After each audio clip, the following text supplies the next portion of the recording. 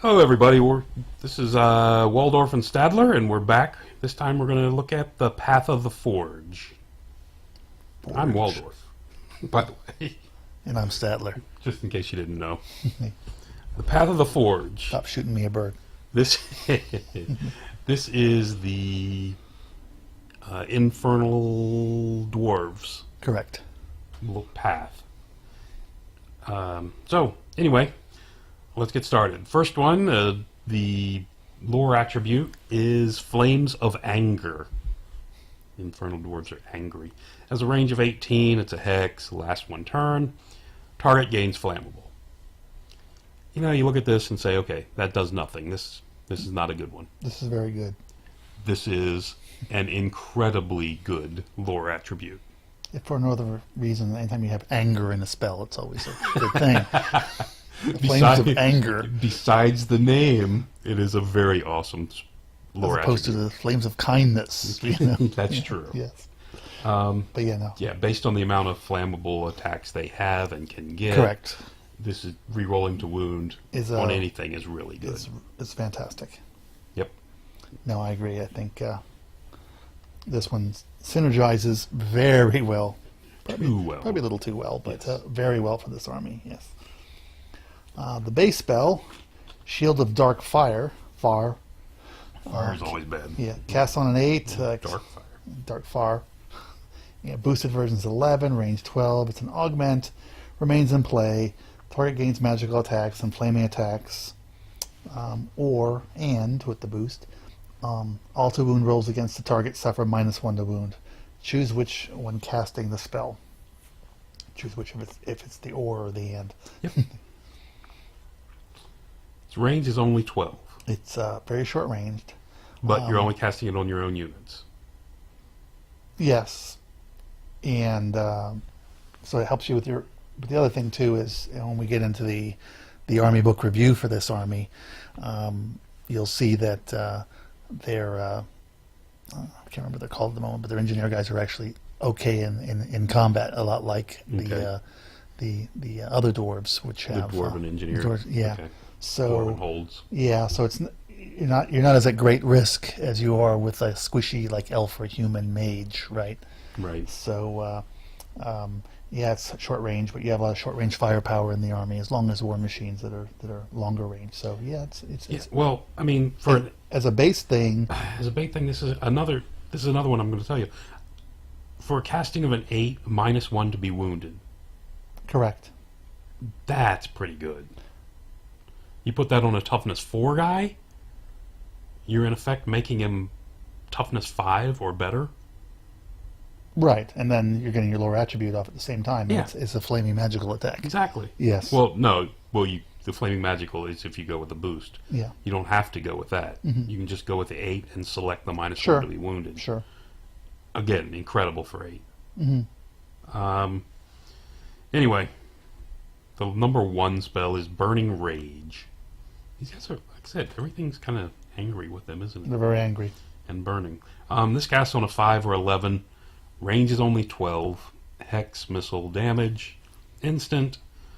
Target suffers 1d6 strength, 6 hits with flaming attacks. You can boost it on the 11 to 2d6. For 5 up, to do a d6 strength 6 is really good, but the range kind of knocks that down. Range is very short. Range is extremely short, so I'm okay with this spell. I think it's a decent spell. I actually probably would not take this spell unless I got stuck with it if I was playing them. Simply because the range means you're going to get it off once before something's on you. Quite possibly. It depends on how you're deploying, of course.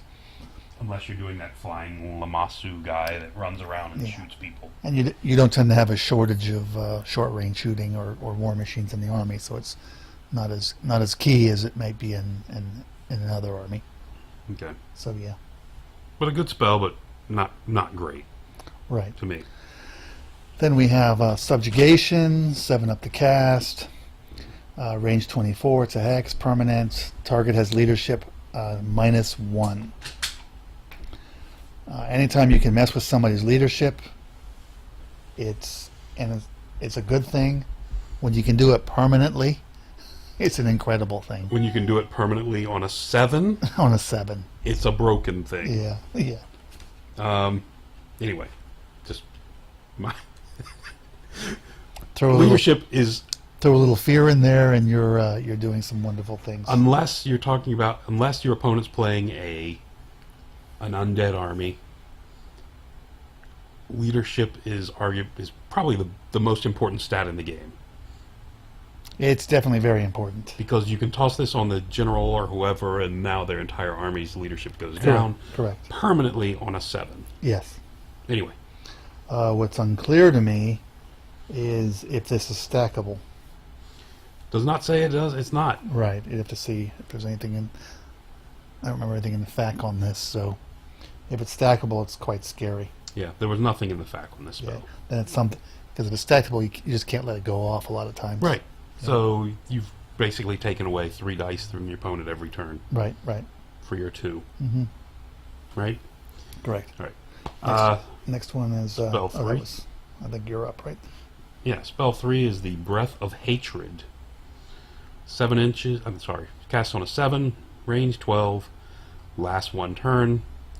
Target gains rerolls to hit in close combat. It's an augment. It's an augment. Sorry, I left that off, didn't I? Yes. All right. Target gains rerolls to hit in close combat. Is another really good spell because this is not. It's not giving you hatred, so this lasts for 2 rounds. You know, your round, the other opponent's round. Correct. Correct.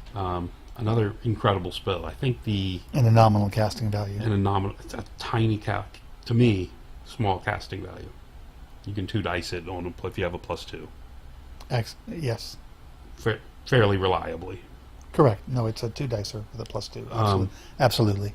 Yeah, and again, what is it? The Heaven's Magic has that Curse of the Westerlies spell that gives you rerolls to hit in combat Mm-hmm. for I think a casting of 9. Right. Of course, it has a couple other options to it. You can do reroll to hit, to wound, or armor saves. You can Right. choose which one you want to Right. boost. But rerolling to hit for a 7. Pretty No, and as we've said before, anytime you get a reroll in a combat environment, allows you to deal with the rubber sword, rubber lance. Correct. Is a really good thing. It's something that's been generally taken out of the game.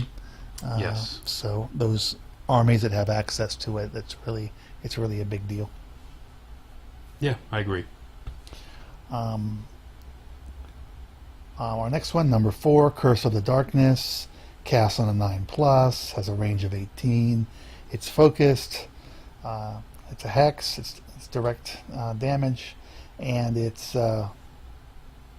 instant. Target suffers a number of wounds. Target suffers a number of hits equal to 2d6 minus the target's toughness. These hits wound on a 4-up with armor piercing 6. So basically, they ignore armor. Yep. That if this is focused, Yes, you pick a character. you pick a character, and it basically, on average for a toughness for a guy, that's 3 wounds with 3 wounds. no armor save. Correct. With an average die roll. So you 3, kill 7 versus a drops 4. down to 3, and then he's got a wound after Yeah, that. yeah. So, right? You wound on the 4-up. Correct. So basically a wound and a half Yeah. on a toughness 4 guy. Yeah. It's good. I mean, it's cast on a 9. It's only 18-inch range. I don't have a huge problem with this. It's a good spell. I think it's a very good spell. Anytime you can ignore armor you can ignore one of the save capabilities, Right. and the target's toughness has no bearing on its ability to be wounded. Yeah, all you're doing is bring it down by 1 more Yeah, hit. yeah, Yeah.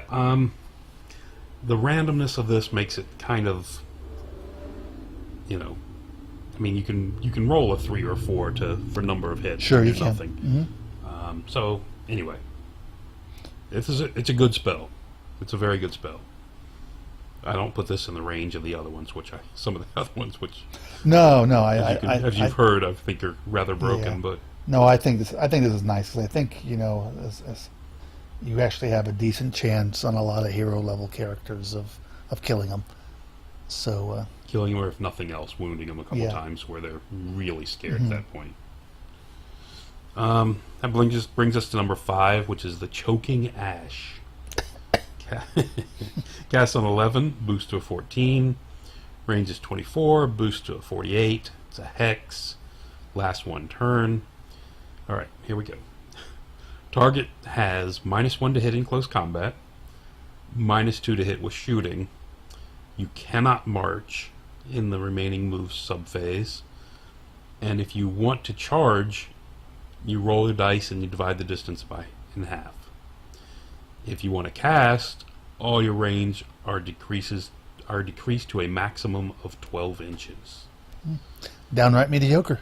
Yeah, this is a fairly average spell. I don't know why anyone would want this. So, cast on 11, so it's going to take you, 3, maybe 4 dice to get this off? Yeah. Reliably? Yeah, that's terrible.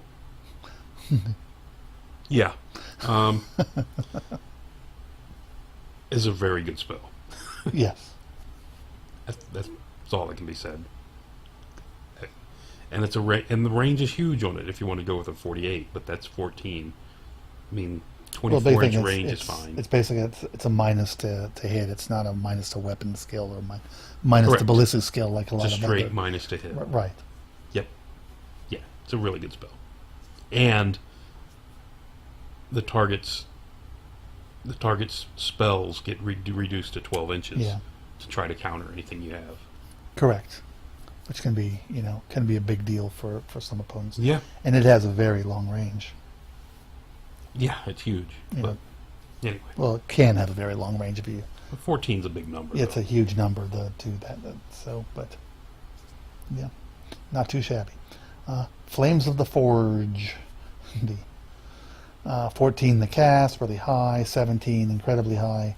The boosted version, range 36. It's a missile. That's damage instant. Place a 3-inch template with the center over the target unit and within range, so up to 36 inches. Scatter the template D6. All models on the template suffer 1 strength 5, strength 7 at the boosted version, with multiple wounds, ordnance, and flaming attacks. This is it's got a really high casting value, It does. 14, Yeah. 17 is really big. and it also has it also drifts. So It drifts.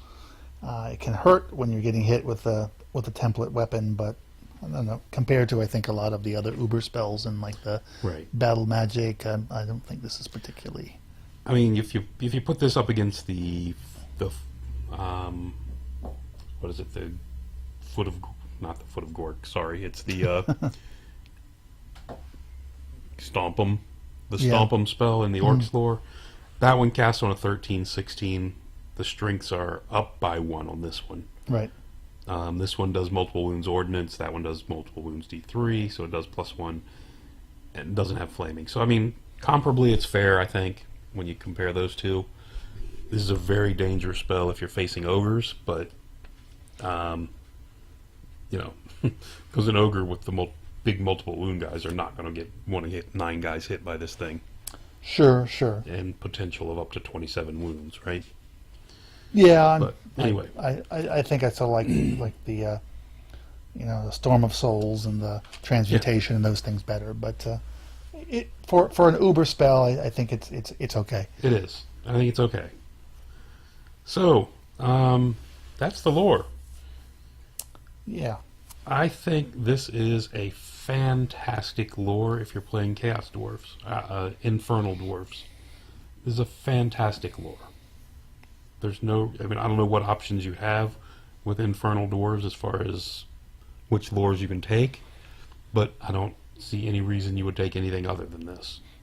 Yeah, I believe they have fire. It's been a while since I looked at it. Fire and I think alchemy, and I don't remember if they have death or shadow. But yeah, no, it is. Especially since they can't take fire, and they get the lore attribute off on this thing, and things are flammable. Yeah. So helps them with that matchup also. Right. A lot of their shooting is flaming. So. Yeah. So no, now I think this is a strong lore It's for the Infernal Dwarfs. It's extremely strong lore.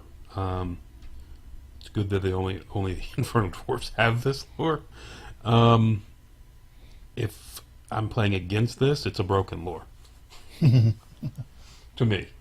So it's going to get a thumbs down if I'm playing against this thing. Yeah. Simple as that. But you have to say it's very strong. And I've played against it, so Yeah.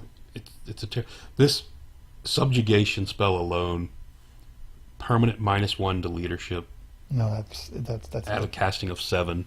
that's a bit much. I mean, you have to give the lore a thumbs up because it's so good. The lore's incredible. Yeah. Yes. This is probably one of the best with the army it's associated with. Probably the best lore I've seen so far. It's definitely it synergizes. Yeah, probably a little too good. And I suspect when September comes around, they'll make a few adjustments to some of these spells. I would think you're correct there. Either that or But don't mince words. Tell me what you really think.